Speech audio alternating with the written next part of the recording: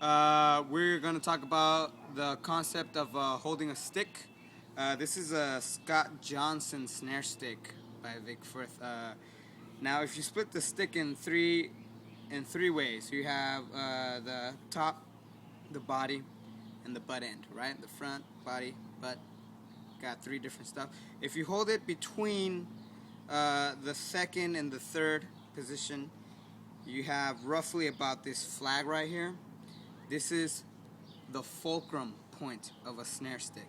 Now this is where you would get the best pivot point off a snare stick. If you would hold traditional, it should be roughly about the same spot too. Roughly about 3 inches of space in the back, just so it bounces nice and pretty. Cool. So now I'm going to give a brief explanation of how to play certain strokes that are very important in drumming. We're going to talk about the full stroke. Okay, so we're going to start in the up position, and we're going to hit whatever surface, and we're going to return back in the up position. Now the goal is to only push the stick and not pull it back. Do not pull back. When you push a basketball, it's going to come right back up to you. Same idea with the drumstick. Okay, when you hit it, it comes up without pulling the stick back up. Okay, you want to make sure you do not, and then pull, and then pull. Right? A lot of beginners, they stutter. Don't stutter. Nice and smooth. Nice and smooth. Now the next stroke we're going to talk about is the downstroke. Okay, so now this one we're actually going to start on the up, but we're going to end on the down. Now the most important thing you do not want to do on this one is squeeze. You don't want to choke the stick. You don't want to do that. You want to cushion it.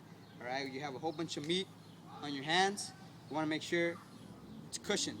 It's not hitting anything. It's not stuck. All right. So what we're gonna do? High, low.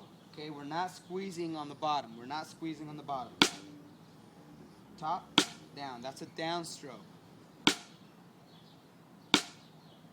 All right. So the last stroke I want to talk about is the upstroke. Same idea. We're not gonna squeeze. We don't ever squeeze. We like to stay nice and relaxed. So I'm gonna demonstrate here. We're gonna start from a down position. We're gonna hit whatever surface with a good quality, and we're gonna go up, just like that. This one is actually pulling. We actually are gonna pull. Down position, all the way to the up position. Now the left hand technique for a full stroke and all the strokes that I just talked about, we want to make sure that we always have our thumb touching our pointer touching our thumb, same difference. So we want to make sure that we start up and we end on the up, okay, without pulling the stick, okay. Same thing for a downstroke. We do not want to squeeze. We do not want to squeeze to have power. We just want to throw the stick down without squeezing, without throwing our wrist back up. We keep it down. That's a nice downstroke right there. And then upstroke, same story. Okay? Play the stroke and go up. Okay, so that's how you have a nice left hand strokes. Alright, so with all those strokes in mind, we're going to go into our first warm-up. This one's very common in the marching world. It's called 8 on a hand. The basic thing that I like to show all the students is that we are going to prep before we play 8 on a hand. So on the and of 4 of the count off, we lift up to play beat 1. So 1, 2, 3, 4, and 1, and 1. Okay, we need to come up on that and of 1. That way all the strokes are exactly the same. All the strokes are exactly the same. Now what we're going to do on the and of 4, when we're playing, that's going to be a downstroke. So we're all going to play full strokes, and on the last one, which is the and of 4, we're going to play a downstroke. So let me demonstrate it with one hand only. 1, 2, 3, 4, and 1, and 2, and 3, and 4, and. We play a downstroke on the and of 4, and that's the whole concept of playing 8 on a hand. Now, this whole warm-up consists of all 8th notes in a 4/4 time signature. So what we want to do is be able to tap our foot and count 1, 2, 3, 4, or 1 and 2 and 3 and 4 and throughout the whole warm-up. So we're going to do a total of 8 measures. We're going to alternate right to left hand, and we're going to end with a downbeat of the next measure.